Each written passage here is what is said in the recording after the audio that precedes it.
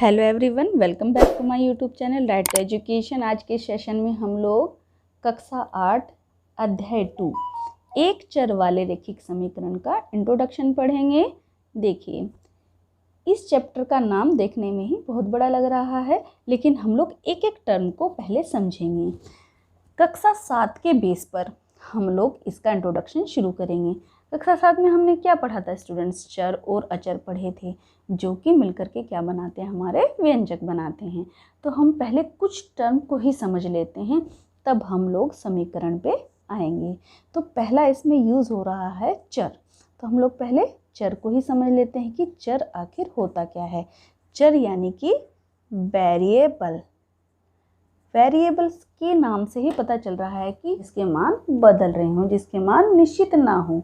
जैसे चर के विभिन्न मान होते हैं, इनका मान निश्चित नहीं होता है। इसमें मोस्टली क्या आता है? इसमें मोस्टली हमारी ये टर्म्स आती हैं, x हो गया, y हो गया, z हो गया, ठीक है। क्योंकि आपने देखा होगा जब भी कोई आप इक्वेशन सोल्व करते हैं और x का मान उसमें नहीं दिया होता है और आप निकालते हैं, तो हर इक्वेशन में मान अलग अलग आता है, एक जैसा नहीं आता है। तो ये क्या है? हमारे वेरिएबल यानी कि चर कहलाते हैं। दूसरी टर्म होती है हमारे अचर यानी कि कांस्टेंट। इसमें क्या होता है? इसमें मोस्टली काउंटिंग नंबर्स आते हैं। जैसे आप 5 ले लीजिए, 6 ले लीजिए, 100 ले लीजिए, या कोई माइनस में नंबर ले लीजिए। आप इनको कैसे ही पढ़ेंगे? कहीं भी किसी इक्वेशन में लिखा हुआ हो, किसी भी बुक में लिखा हो, तो 5 को 5 ही कहेंगे। तभी तो हम लोग कहते हैं कि ये अचर हैं, ये बदलते नहीं हैं। और चर का मान हमेशा विभिन्न होता है, यानी कि बदलता रहता है। तो ये हो गए चर और ये हो गए अचर। अब हम आते हैं व्यंजक पर। तीसरी टर्म है हमारी व्यंजक। देखिए, जब हम इन टर्म्स को समझेंगे तभी हम समीकरण पर पहुंच पाएंगे। अब व्यंजक क्या होते हैं? व्यंजक चर व अचर को संयोजित करके व्यंजक बनाया जाता है। यानी कि व्यंजक में क्या होगा? चर भी होगा और अचर भी होगा। कैसे? 4x + 5, ठीक है। यदि हम इसको कहें तो ये क्या है? हमारा एल्जेब्रिक एक्सप्रेशन है, यानी कि व्यंजक है। इसमें क्या है? चर भी होगा और अचर भी होगा, और उसको संयोजित यानी इसको मिलाकर प्लस होगा या फिर इसका माइनस होगा। तो ये पूरा क्या कहलाएगा? हमारा व्यंजक कहलाएगा। देखिए कैसे, एक्सिस में क्या आया है हमारा? यहाँ पर x है, यहाँ पर चर यानी कि वेरिएबल, और 5 क्या है? इसमें अचर है। और इन दोनों को मिलाकर क्या बन रहा है? व्यंजक बन रहा है। अब हम देखते हैं, एक इसमें आता है टर्म, यानी कि पद किसे कहते हैं। हमने कुछ भी लिखा है स्टूडेंट्स, 4x लिखा है, ठीक है, या फिर 5 लिखा है, हमने इनको खोलकर लिख दिया है। यानी कि इसमें कितने पद आए हैं, कितने टर्म आए हैं इस व्यंजक में? 2 आई हैं। एक तो 4x है और एक 5 है। ये क्लास 7th में आपने बहुत अच्छे से पढ़ा है कि बताइए कि इक्वेशन दे दी, इसमें कितने पद हैं, तो आप कहेंगे 2 पद हैं, एक 4x है और एक 5 है। अब दूसरा आता है फैक्टर। कुछ टर्म्स को हम लोग देख लेते हैं जिसका हमें इक्वेशन सोल्व करने में सहायता मिलेगी। तो इसमें फैक्टर क्या हो जाएंगे? यानी कि इसको पूरी तरीके से खोलकर लिखना। तो ये हो जाएगा 4x और 4xy हो जाए तो ये हो जाएगा 4x और ये y। ये हमारे फैक्टर हो गए हैं। अब हम किस पर आएंगे? समीकरण पर आएंगे कि आखिर समीकरण होता क्या है। एग्जाम्पल से समझेंगे हम लोग। जैसे मैंने एग्जाम्पल लिया है यहाँ पर 2x - 3 = 7। तो इसमें क्या होता है? ये बीजीय व्यंजक है, ठीक है ना। बीजीय समीकरण में चरों व अचरों का प्रयोग करते हुए एक क्षमता होती है। तो अब हम इसमें देखेंगे कि चर और अचर क्या है। इसमें क्या होना चाहिए? चर है, ठीक है, ये हमारा अचर है। इसको हम लोग क्या बोलते हैं? समता बोलते हैं। जो =2 का निशान होता है हमारा, ये समता है। और ये पूरी क्या बन गई? यहाँ से यहाँ तक ये हमारी समीकरण बन गई है, ठीक है। और इस समीकरण में जो ये क्षमता है यानी कि ये इक्वल टू का साइन है, इसके लेफ्ट हैंड साइड वाला पार्ट RHS कहलाता है, यानी कि ये कहलाएगा हमारा बायां पक्ष। यहाँ पर घिचपिच ना हो तो मैं यहाँ पर लिख देती हूँ -3, ये क्या है हमारा यहाँ पर बायां पक्ष यानी कि LHS, लेफ्ट हैंड साइड। ठीक है, और जो ये 7 है हमारा यहाँ पर दायां पक्ष यानी कि RHS, राइट हैंड साइड। ठीक है, और ये बराबर है, ये हमारा क्षमता है। तो ये हमारी समीकरण हुई। समीकरण क्या हुई? जिसमें चर और अचर का प्रयोग करते हुए समता भी होती है। ठीक है, इसमें एक समता का चिन्ह भी होता है और क्षमता के बाईं ओर वाले व्यंजक बायां पक्ष और दाईं ओर वाले व्यंजक दायां पक्ष यानी कि RHS कहलाता है। तो ये क्या हुई? हमारी समीकरण हुई। लेकिन हमारे चैप्टर का क्या नाम है? एक चर वाले रैखिक समीकरण। जो समीकरण बनेगी उसमें एक चर होगा और क्या होगा? वो रैखिक समीकरण कहलाएंगी। कैसे? देखिए, मैंने ये लिखा है 2x + 1।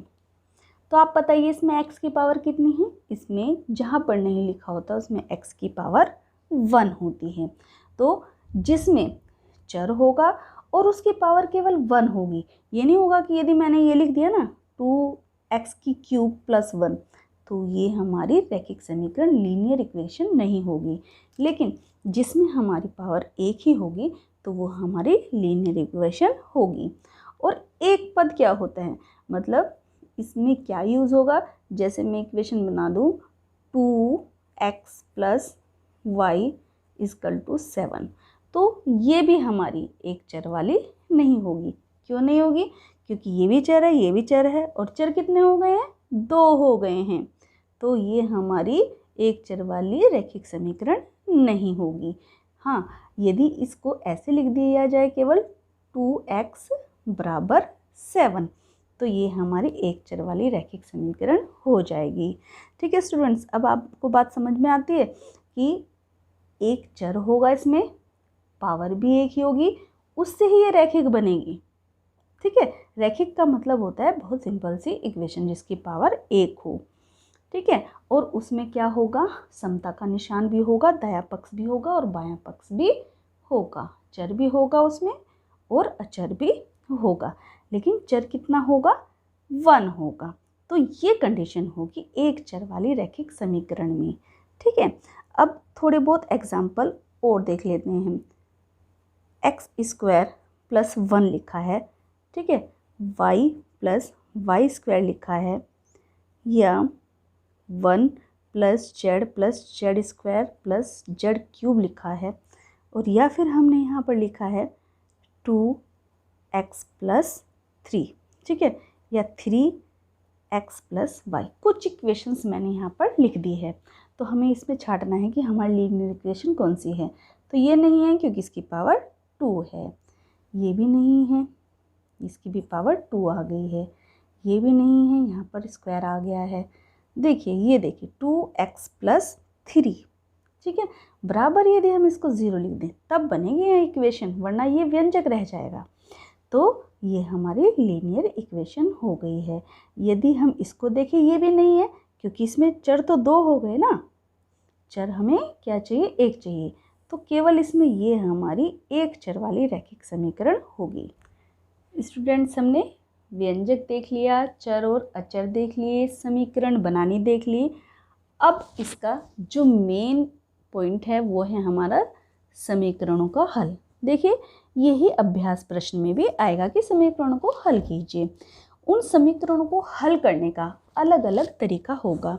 जो हम पहला तरीका ले रहे हैं, जो पहला रूल होगा वो होगा कि जिसमें एक पक्ष में रैखिक व्यंजक तथा दूसरे पक्ष में केवल संख्या हो।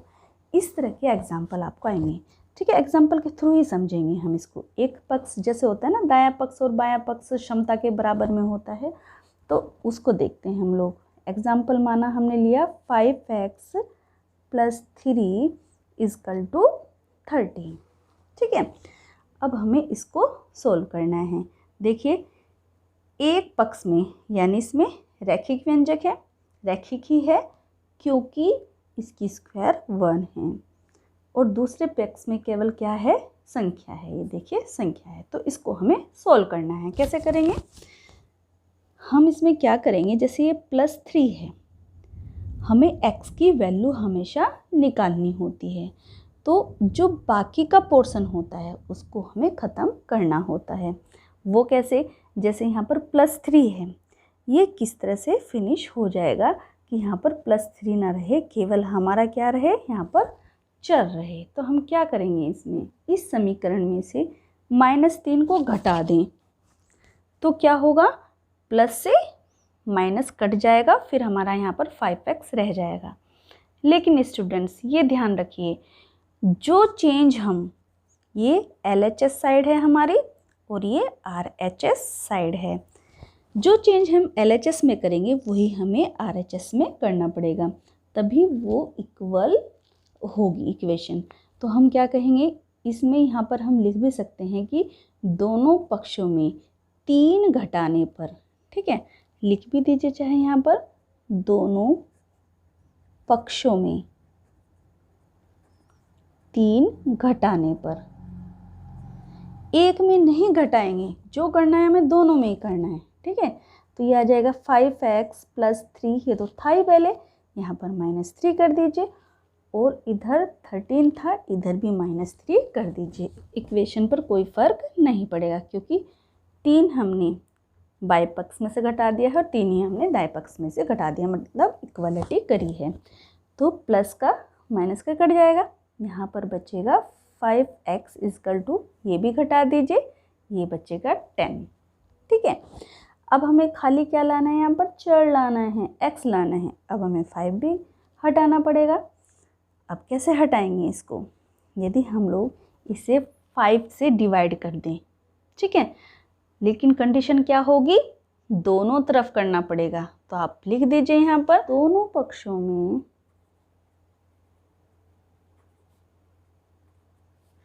5 से भाग देने पर, ठीक है स्टूडेंट्स, जो भी करना है हमें दोनों पक्षों में करना है।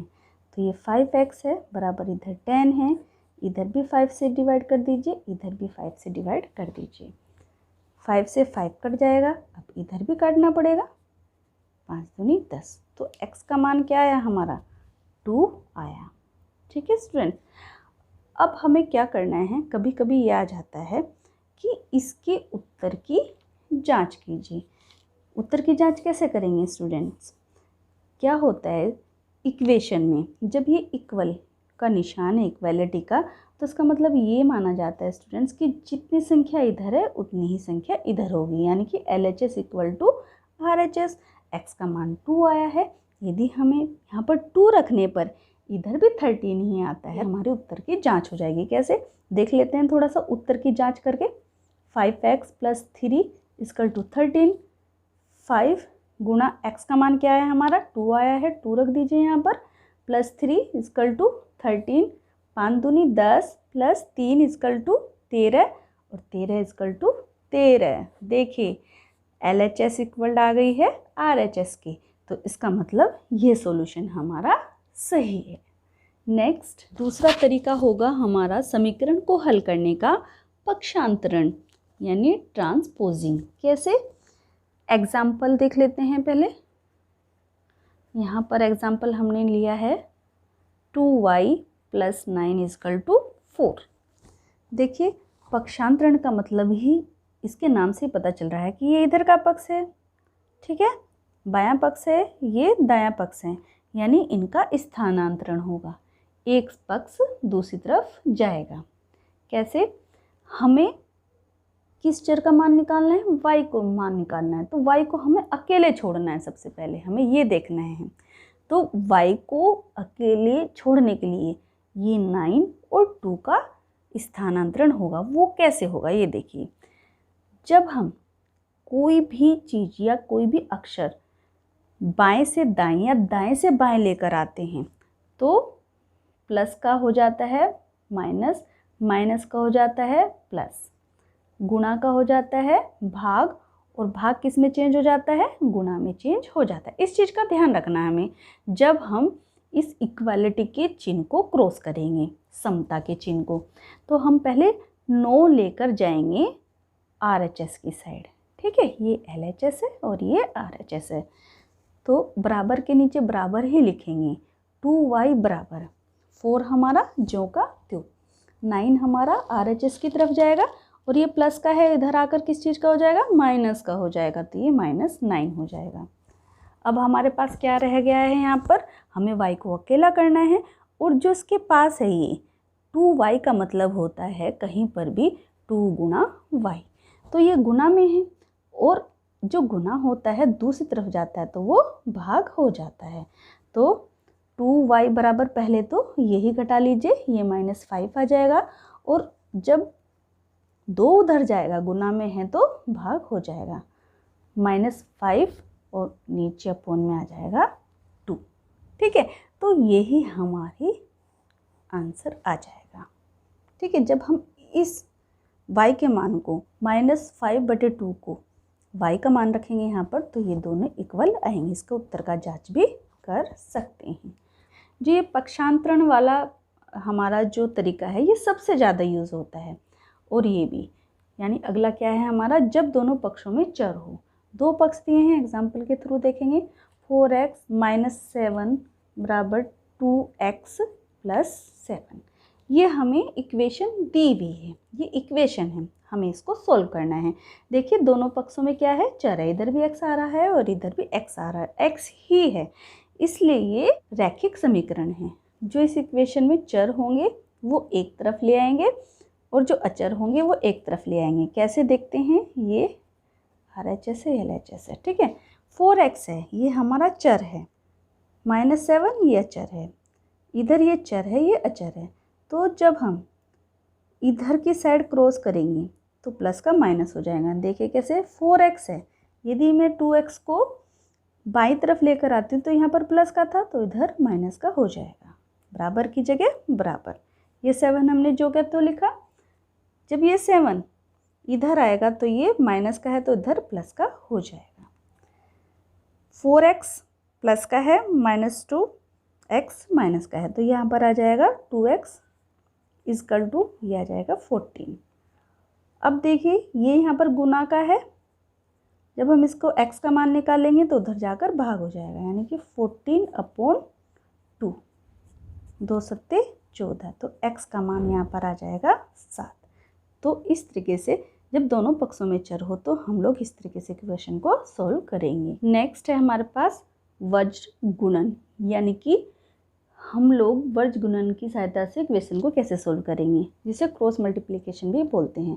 3y + 4/2 - 6y = हमें दिया है 2/6, ठीक है। अब देखिए वज्र गुणन में होता क्या है, वज्र गुणन में इसकी मल्टीप्लाई इससे कर देते हैं, इसकी मल्टीप्लाई इससे कर देते हैं। 3y + 4 इक्वल हो जाएगा, 2 को बाहर रखेंगे, 2 - 6y, ठीक है। अब हम क्या करेंगे स्टूडेंट्स कि जो ये 6 है इसकी मल्टीप्लाई पूरे ब्रैकेट में करेंगे, प्लस प्लस है तो प्लस ही आएगा, 6 दूनी 12, 6 तिया 18 प्लस 6 चौक 24, 2 की करेंगे, 2 दूनी 4। अब देखिए प्लस है, ये माइनस है, प्लस माइनस माइनस होता है, 6 दूनी 12y, ठीक है। यानी कि जो अचर हैं उनको एक तरफ ले आएंगे और चर को एक तरफ लेकर आ जाएंगे, और जब हम समता के चिन्ह को क्रॉस करेंगे तो साइन भी चेंज हो जाएंगे। मीन्स 18y है, इधर ये प्लस का 12y है इधर, तो इधर आकर ये प्लस हो जाएगा, ये माइनस है तो प्लस हो जाएगा यहाँ पर 12y।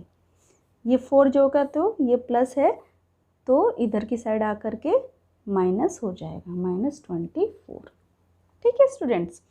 अब 18 और इधर क्या है 12 है और ये हमारा है प्लस में, तो हम इसको जोड़ेंगे तो ये यहाँ पर आएगा 30y बराबर, बड़े में से छोटे को घटा देते हैं और बड़े वाला चिन्ह लिख देते हैं, यानी 24 में से 4 को माइनस करेंगे तो ये आ जाएगा हमारा 20, बड़ा क्या है इसमें 24 है तो यहाँ पर माइनस आ जाएगा, y बराबर क्या आएगा, ये यहाँ पर गुना में है और समता के चिन्ह में दाएं तरफ जाने पर ये भाग में आ जाएगा, -20/30 हो जाएगा। ठीक है, 0 से 0 कटेगा तो y बराबर हमारा मान आएगा यहाँ पर -2/3। तो वर्ज गुणन में हम लोग इक्वेशन आएगी तो इस तरीके से सॉल्व करेंगे। तो इस तरह से स्टूडेंट्स चैप्टर 2 एक चर वाली रैखिक समीकरण का सार यहीं पर ख़त्म होता है। Thanks for watching my video.